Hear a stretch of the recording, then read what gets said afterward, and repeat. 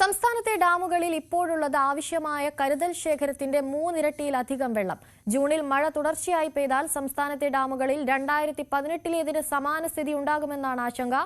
അണക്കെട്ടുകളിലേക്കുള്ള നീരൊഴുക്കും ജലനിരപ്പും ക്രമാതീതമായി ഉയർന്നതോടെ ഡാമുകളിൽ നിന്ന് വെള്ളം പുറത്തേക്കൊഴുക്കുന്നുണ്ട്.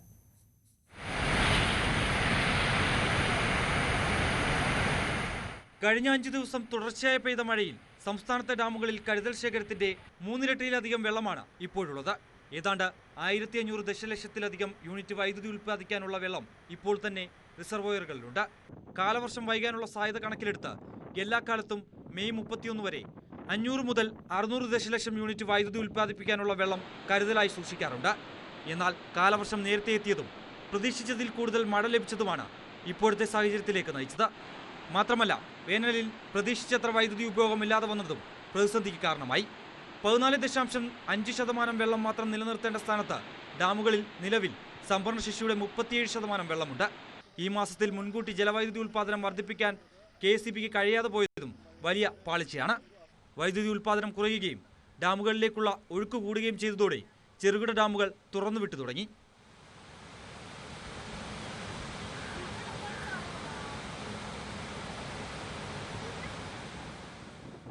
ഇടുക്കി മുല്ലപ്പെരിയാർ അണക്കെട്ടുകളിൽ ജലനിരപ്പ് ആശങ്കപ്പെടേണ്ട സാഹചര്യത്തിലല്ല ഉള്ളത്.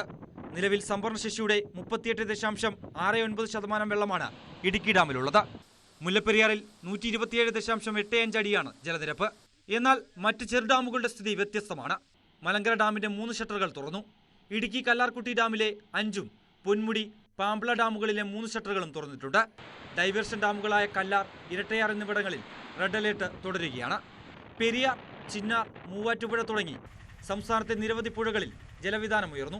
പലയിടത്തും പ്രളയസാധ്യത മുന്നറിയിപ്പും പുറപ്പെടുവിച്ചിട്ടുണ്ട്.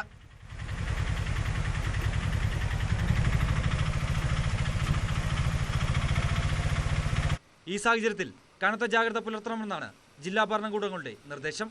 വരും ദിവസങ്ങളിലും മഴ തുടർന്നാൽ സ്ഥിതി കൂടുതൽ രൂക്ഷമാകും. News desk, news 18. നിറഞ്ഞൊഴുകുകയാണ് അതിരപ്പിള്ളി വെള്ളച്ചാട്ടം. കഴിഞ്ഞ ദിവസങ്ങളിൽ പെയ്ത കനത്ത മഴയും പെരിങ്ങൽകുത്ത് ഡാമിന്റെ ഷട്ടറുകൾ തുറന്നതുമാണ് അതിരപ്പിള്ളിയിൽ ജലസമൃദ്ധിക്ക് കാരണമായത്. വെള്ളച്ചാട്ടം കാണാൻ നിരവധി സഞ്ചാരികൾ അതിരപ്പിള്ളിയിൽ എത്തുന്നുണ്ടെങ്കിലും നിലവിലെ സാഹചര്യത്തിൽ നിയന്ത്രണം ഏർപ്പെടുത്തിയിട്ടുണ്ട്. സഞ്ചാരികൾ വനംവകുപ്പിന്റെ നിർദ്ദേശം കൃത്യമായി പാലിക്കണമെന്ന് വാഴച്ചാൽ DFO സുരേഷ് ബാബു അറിയിച്ചു.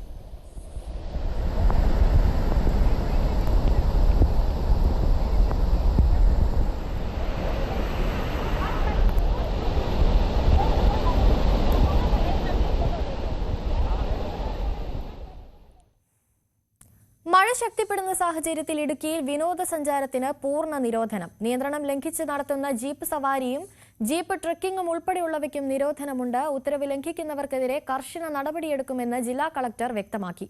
വീഴ്ച വരുത്തുന്ന വാഹനം, സ്ഥാപനം എന്നിവ പിടിച്ചെടുക്കും. ശക്തമായ കാറ്റിലും മഴയിലും ഇടുക്കി വണ്ടിപ്പെരിയാർ വാളാടിയിൽ മരം വീണ് 2 ലയങ്ങൾ തകർന്നു. ഹാരിസൺ മലയാളം പ്ലാന്റേഷൻ എസ്റ്റേറ്റിലെ തൊഴിലാളികളായ ബാലമുരുകൻ, മുത്തുലക്ഷ്മി എന്നിവരുടെ ലയത്തിലാണ് മരം വീണത്. പുലർച്ചെ 4 മണിയോടെയായിരുന്നു സംഭവം. ബാലമുരുകൻ, മുത്തുലക്ഷ്മി എന്നിവരുടെ ലയങ്ങളാണ് തകർന്നത്. വീട്ടുപകരണങ്ങളും തകർന്നു. ലയങ്ങൾക്ക് മുൻപിൽ നിർത്തിയിട്ടിരുന്ന 2 ഓട്ടോറിക്ഷകളും തകർന്നു. അപകടകരമായ മരങ്ങൾ വെട്ടിമാറ്റാൻ തൊഴിലാളികൾ ആവശ്യപ്പെട്ടിട്ടും നടപടി. കൃഷിനാശമുണ്ടായാൽ നഷ്ടപരിഹാരം ലഭിക്കുവാൻ അക്ഷയ വഴി അപേക്ഷ നൽകണമെന്ന് കൃഷി വകുപ്പിന്റെ അറിയിപ്പ്. കൃഷിയിടത്തിൽ നിന്നുള്ള കർഷകന്റെ ഫോട്ടോ, ആധാർ കാർഡ്, സ്ഥലത്തിന്റെ കരമടച്ച രേഖ, bank passbook copy, phone number എന്നിവ സഹിതം അപേക്ഷിക്കണമെന്നും അധികൃതർ അറിയിച്ചു. കനത്ത മഴയിൽ KSEBക്ക് 121 കോടി രൂപയുടെ നഷ്ടം സംഭവിച്ചതായി മന്ത്രി K. കൃഷ്ണൻകുട്ടി. വിവിധയിടങ്ങളിൽ പ്രശ്നം പരിഹരിക്കാൻ ശ്രമം തുടരുകയാണ്. കൂടുതൽ ജീവനക്കാരെ വിതരണ മേഖലയിൽ വിന്യസിക്കും. പൊട്ടിവീണ കമ്പികളിൽ സ്പർശിക്കാതിരിക്കാൻ ശ്രദ്ധ വേണം. ഡാമുകളിൽ കഴിഞ്ഞ തവണത്തേക്കാൾ കൂടുതൽ വെള്ളമുണ്ടെന്നും ആശങ്കപ്പെടേണ്ട സാഹചര്യമില്ലെന്നും മന്ത്രി